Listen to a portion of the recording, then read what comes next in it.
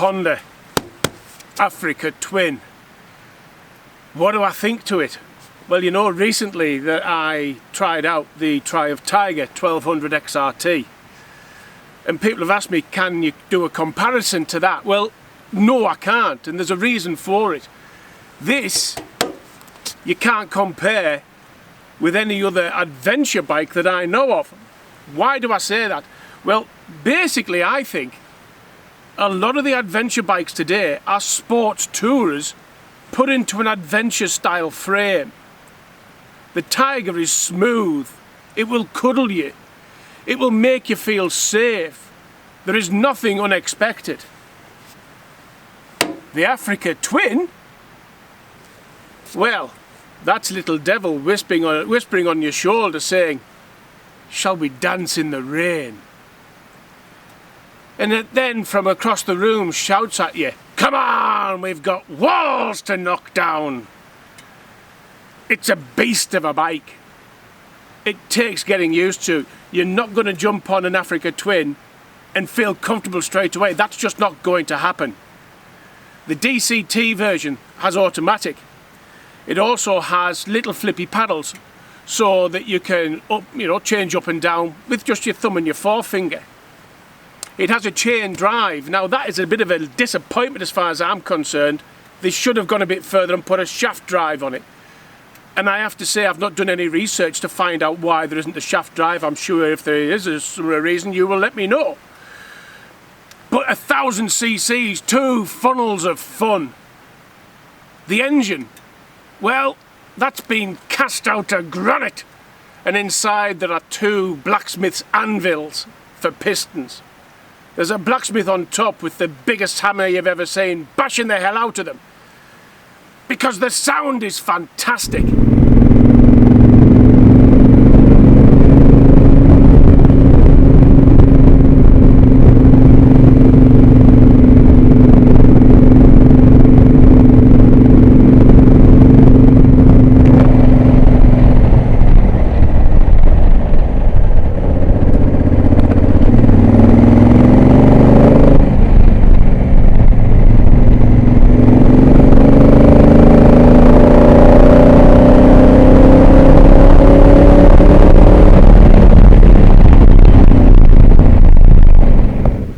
It's an incredible machine.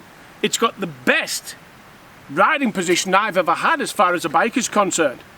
Because there are 920mm on the base and 940mm the seat height goes up to at its highest position. And that's the highest of anything in its class as far as I've been able to find out. For me, it's 6'4" with a 35 inside leg. It is absolutely perfect. I get no knee pain whatsoever. Once you find out that you can change gear automatically, you'll never want to go back to a manual. I love it, absolutely love it. One of the things I don't like, and I guess that's because, well, it hasn't got an electric screen. Why hasn't it got an electric screen? I want a little knob to fiddle and move it up and down, and I want to, so when there's people in cars, oh look, he's moving the screen. After 10 days, I don't miss an electric screen, but this screen here, it's a bit small for me. I need a larger one and a wider one, a taller one. Because once you're doing 70 mile an hour, you do get a bit of buffering. The panniers, 500 quid for panniers. They're cheap and nasty, my opinion. There's a reason, no doubt, why the plastic. No doubt to give a little bit less weight to the back end of the bike, because I spoke to somebody earlier today who's got a generation 1 or a first generation one of these, and he's changed the suspension to aftermarket. There's been an upgrade on the wheels as well. They're now stainless steel spokes because the first generation they were rusting and Honda had to replace the wheels under warranty. Miles per gallon. Well, miles per gallon, you're getting around about 50 miles to the gallon. So it's good as far as that's concerned. It's got a big tank.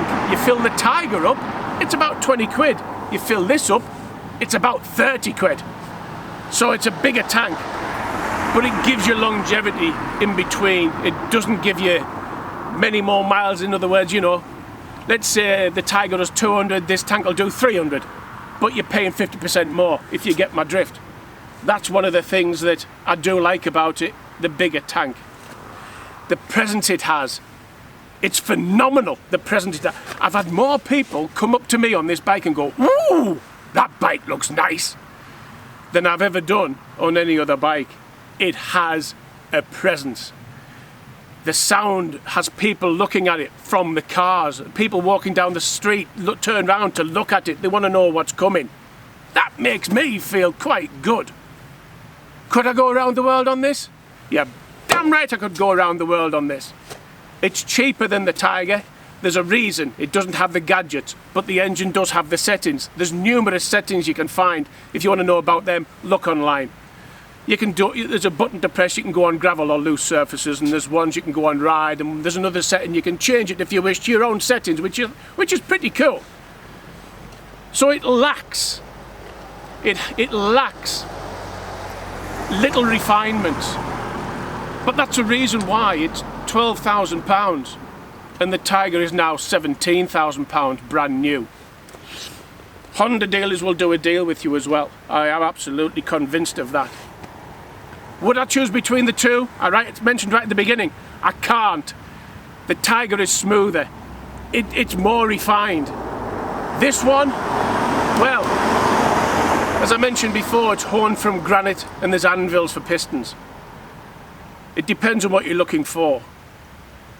If I came out of my house on the morning and found one of these parked outside, I'm going to smile. There is no doubt about that. I am going to smile. Nice riding position, the most comfortable riding position I've ever had. So the choice is up to you. Get yourself to a Honda dealer, have yourself a test ride. You might be converted to Honda Africa Twin.